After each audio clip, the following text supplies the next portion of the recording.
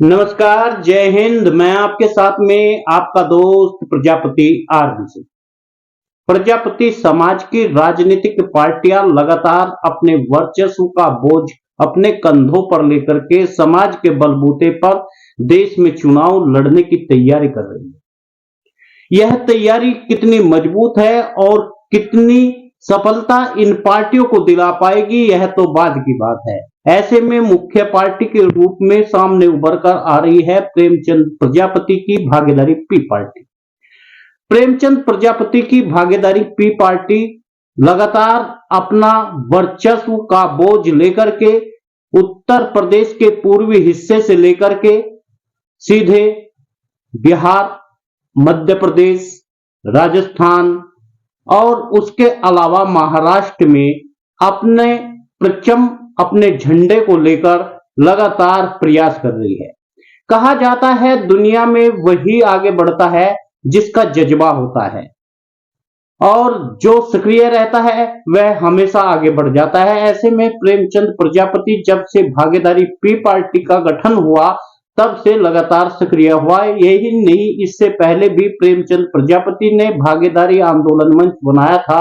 भागीदारी आंदोलन मंच के बाद पार्टी बनी और उस पार्टी की सक्रियता लगातार दिखाई देने लगी सोशल मीडिया पर, और समाज के नहीं दूसरे गोरखपुर में साफ तौर पर यह कहा गया कि जल्द ही इस समाज की इस भागीदारी पार्टी समाज के उन छोटे छोटे तबकों को लगातार भागीदारी देने का काम करेगी जो अभी तक राजनीति या मुख्यधारा से जुड़े नहीं।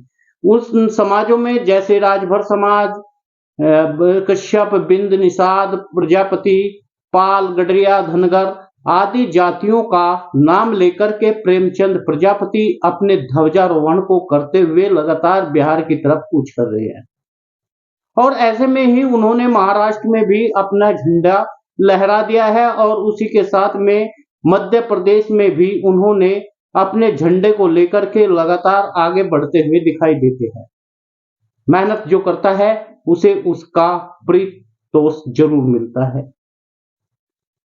प्रेमचंद प्रजापति की यह भावना है कि वह समाज को और छोटे छोटे उन अन्य पिछड़े वर्ग के तमाम लोगों को ज्यादा भागीदारी दिला पाए। यह लड़ाई की शुरुआत है और इस लड़ाई में कितनी कामयाबी मिलेगी यह तो बाद की बात है, लेकिन प्रेमचंद प्रजापति का यह कहना है कि वे 2024 का चुनाव न केवल लड़ेंगे बल्कि उसे जीत कर भी दिखाएंगे।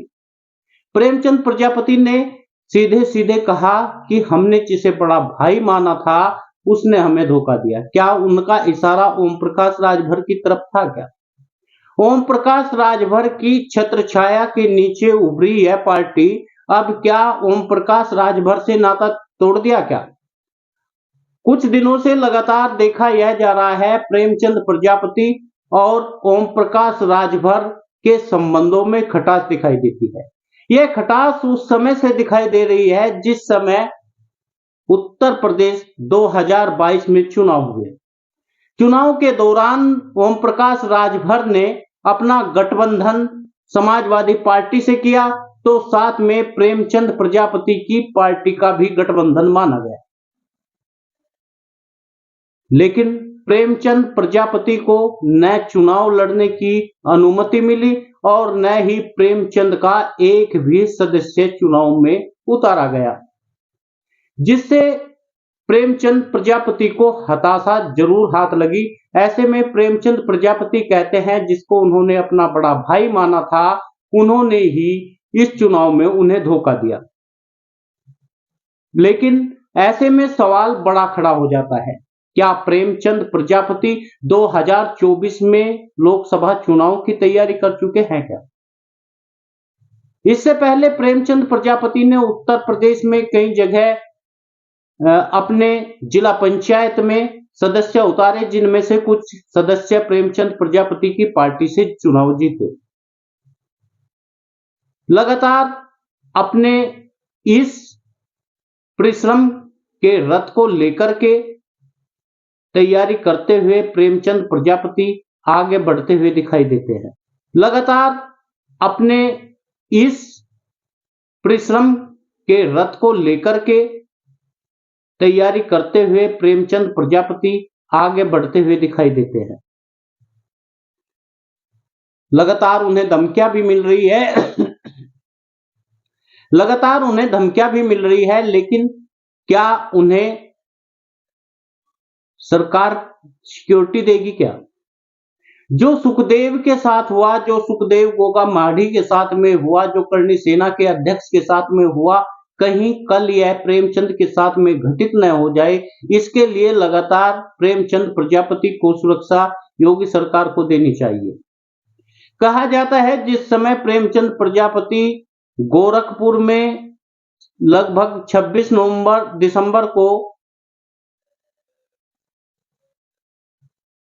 प्रेमचंद प्रजापति जैसे ही अपना आंदोलन कर रहे थे, अपनी रैली कर रहे थे, तो प्रेमचंद प्रजापति की कई गाड़ियों को लगातार रोका गया, जिनमें जनमानस भरा हुआ था और उन गाड़ियों को आगे नहीं आने दिया। ऐसे में प्रेमचंद प्रजापति कहते हैं 2024 के चुनाव में हम सभी को छठी का दूध याद दिला देंगे। प्रेमचंद प्रजापति काफी संघर्ष करते हुए आगे बढ़ रहे हैं।